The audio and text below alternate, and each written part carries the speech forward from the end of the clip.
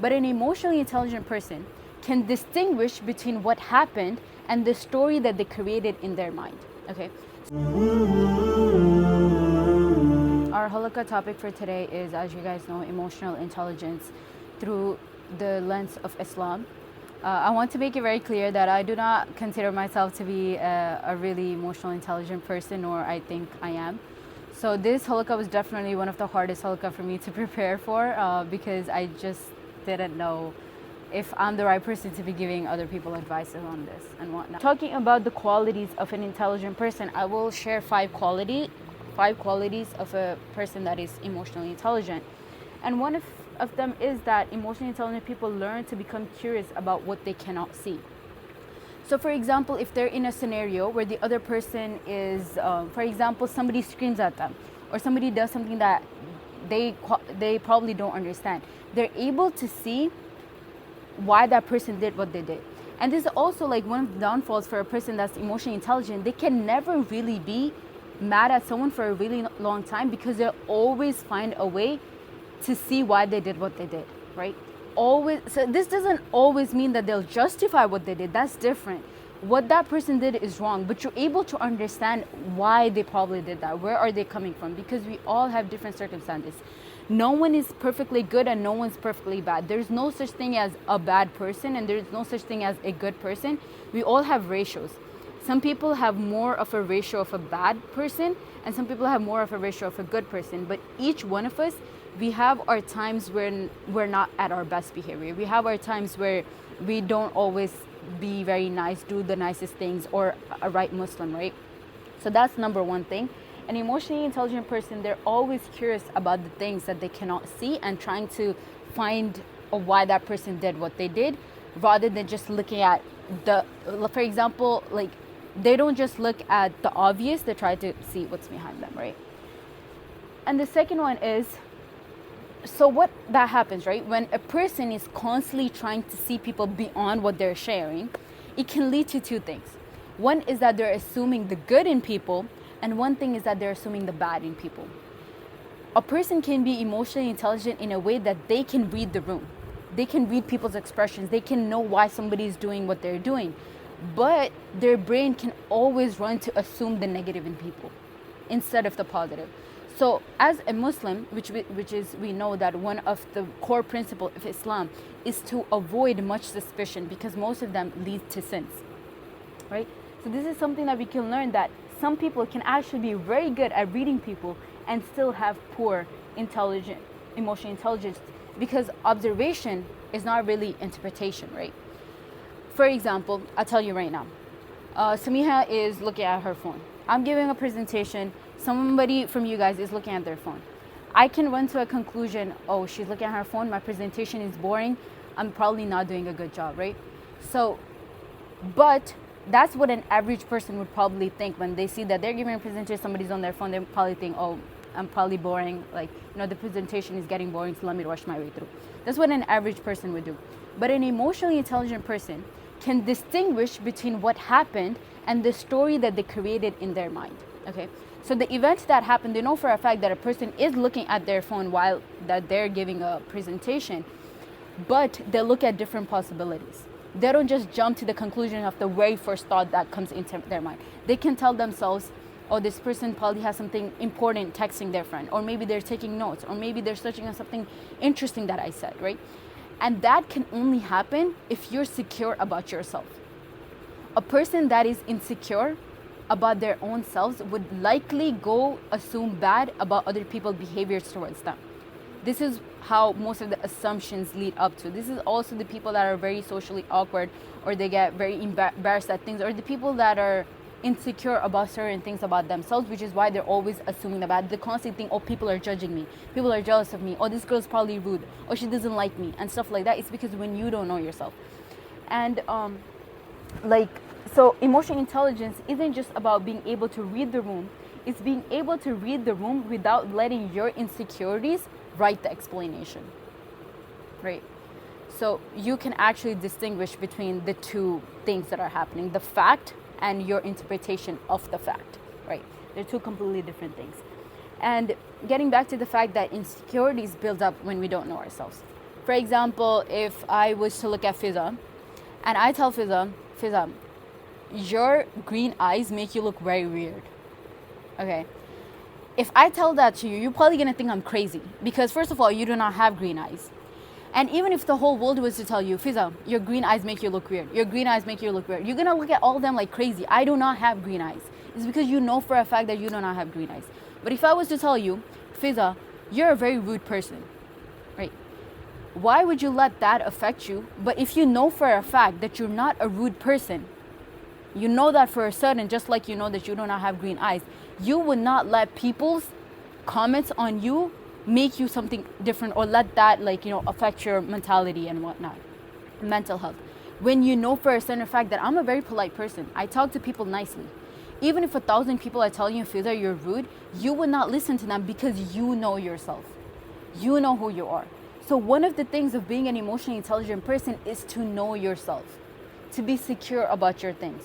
If I know that I can speak good, some people could, be on their phones the whole time, yapping and stuff. That's not going to change the fact that you think that you're a good person or that you can speak nicely, right? So this is something that we have to be secure about ourselves and know who we really are, to not assume the bad in people, right? So that's one thing. They read people, but don't automatically interrupt them negatively, which is a core Islamic principle as well. The third thing is that they can name what they're actually feeling, right? Because you can't manage an emotion which you cannot name. For example, the same thing, like you cannot solve a problem. You cannot find a solution for a problem that you don't know, right? So when somebody says, or when you say, I feel bad, you actually have to break it down. What is it? Is it that you're feeling disappointed? Is it that you're feeling lonely? Is it that you're feeling embarrassed? When you can actually name your emotion, the exact emotion that you're feeling, that is the time that you will be able to find a solution for it. So it's very important that we're actually able to recognize our emotions. And the example of this we can get to know from the Quran, when Yaqub alayhi salam, he didn't pretend he wasn't grieving over Yusuf alayhi salam. He didn't just brush off his feelings. He said that he was feeling the emotions. He was able to recognize his sadness, and he said, I only complain of my suffering to Allah. And this points out a very, very important lesson that, most of the times in our culture, we get to know that if you're a religious person, or if your connection with Allah is good, then you wouldn't feel depressed, that you wouldn't feel upset. Like, for example, sometimes somebody lost their loved one, they just tell them, oh, have sabr, have tawakkul in Allah. And their definition of sabr is for you to move on in your life and never think about that, or don't be sad, or don't cry over it. But that's actually not the definition of sabr from the Quran, because we know Yaqub alayhi salam, he's better than all of us. He lost his loved one, like he was separated from his son, and he grieved for his son his entire life. But the difference is that he didn't let that grief affect his relationships. He knew where to regulate his emotion, and that was in front of Allah subhanahu wa ta'ala. He says, I only complain of my suffering to Allah subhanahu wa ta'ala, right? So this is one thing. Islam doesn't tell us to not feel any emotion. Islam doesn't tell us if you have tawakkul in Allah, you're never going to be sad. If you have tawakkul in Allah, you're not going to be upset, or you're not going to be depressed. You can have full tawakkul in Allah and still be upset of the situations that are going on in your life right now. Very much. But the thing is that you're only complaining of your suffering to Allah subhanahu wa ta'ala. You're not screaming at your parents. You're not screaming at your siblings. You're not letting that sorrow that you have affect your other relationships, right? Or you're not complaining to other people about Allah.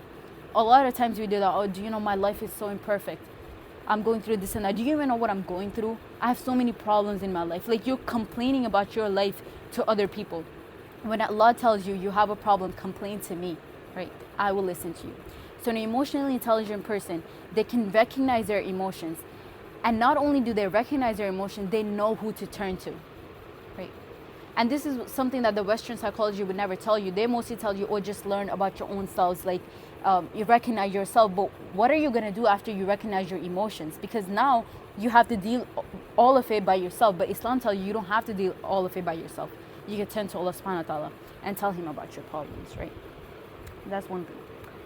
And the fourth one is that they understand other people's emotional languages.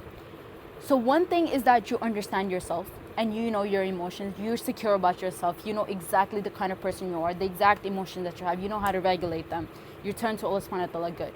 But are you able to understand other people's emotional languages?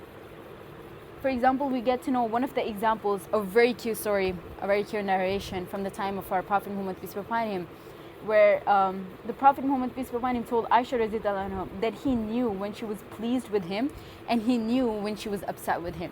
And Aisha radiallahu anha asked, like, how come, how do you know? And our Prophet Muhammad, peace be upon him, said that when you're pleased with me, you say by the Lord of Muhammad, and when you're upset with me, you say by the Lord of Abraham, right?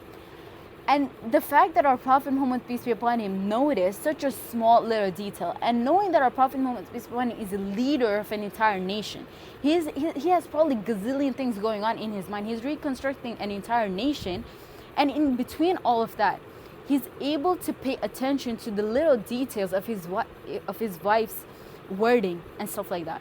So this goes to show that when you love someone, you're able to recognize the changes in their tone, in their voices. And this is actually one of the most attractive thing a person can do, is when, for example, for a woman, right? They want to be understood without having the need to tell someone what they're actually going through. Like Aisha radiallahu anha, she didn't had to say, oh, I'm angry with you. Our Prophet Muhammad, peace be upon him, just understood by the way that she used her phrases, just by that. So even like for your sisters, for your mothers, when you love someone, learn the way that they regulate their emotions or how their voices change, because everybody does it differently. Some people, when they're sad, they might start joking a lot. Some people, when they're upset, they might stay quiet. Some people talk a lot, right? Some people scream. So it's like different things for different people. So when you love someone, you're able to understand them without them having to actually say it. And this makes somebody like extremely attractive, right? Like if you really want to be loved by your friends, your family members, I'm telling you, start to learn this one thing. Understand them before they have to explain themselves. Just know what they need. For example, I was talking to Zoha about this in the room. For example, you're in a room and the TV is at its highest volume. You recognize that your sister is getting bothered by the volume of the TV. Without her even saying to turn off the volume, you see in the room, like you recognize, oh, this person's probably getting uncomfortable with the volume, and you turn the volume down.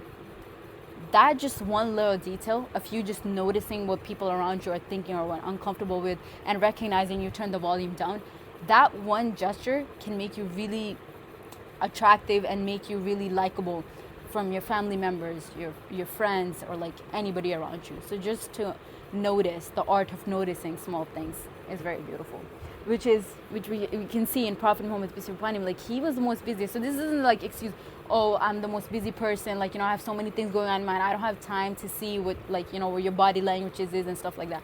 Prophet Muhammad, peace be upon him, like he was a very busy person, and he still recognized the small things in the actions of Aisha radiallahu anha. So that's one thing. And the last one is, there are probably a lot more that you guys can obviously add on later on, but they don't let an emotion automatically become an action, right?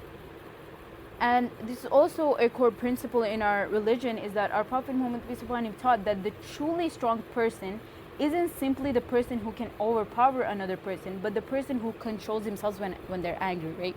There's an authentic hadith of our Prophet Muhammad, peace be upon him, in which he said, the strongest of you is not somebody that's strong in the physical strength, but somebody that can control their anger.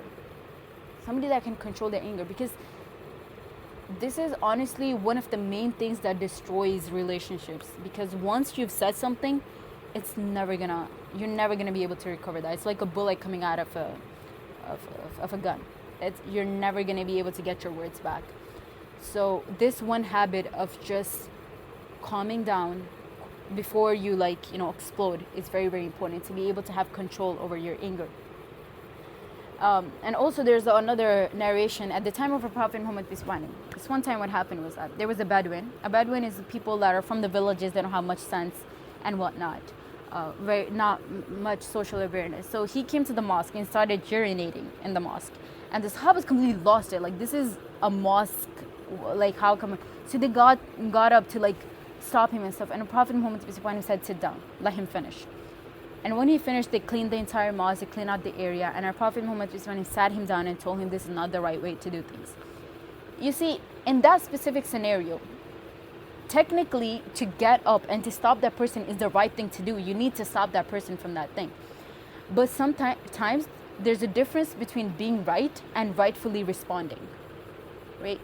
So this is what our Prophet Muhammad, peace be upon him, taught at the moment, that if you were to respond right away, it was going to escalate the situation. You guys were going to publicly embarrass him. He probably wasn't in his senses when he was doing that. So to make such a big situation out of this deal is probably not the best thing to do. So that is what being emotionally intelligent means. Our Prophet Muhammad, peace be upon him, that probably made him really angry too, but he was able to calm down, analyze the situation, and respond accurately. So this is one thing that we can learn from it. And most of the times in an argument, we're right. But how many times did we win an argument, but we damaged our relationship in the process of winning that argument? So what did you even get from winning that argument? Yes, you were the right person. You were right in that specific scenario.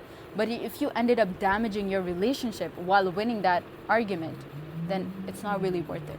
An emotionally intelligent person would not risk damage. They'd rather be wrong at the moment, but save the relationship, they save the scenario without publicly embarrassing anyone, rather than being the right person, right? I have to be the right one. I have to snap back. I have to put that person in their place. That's not really what a moment does, and that's definitely not what an emotionally intelligent person does. They're able to regulate themselves and see what's going on, and then maybe they can talk to that person again later on, quietly, nicely, when they're in the right mood. So yeah, that's one thing.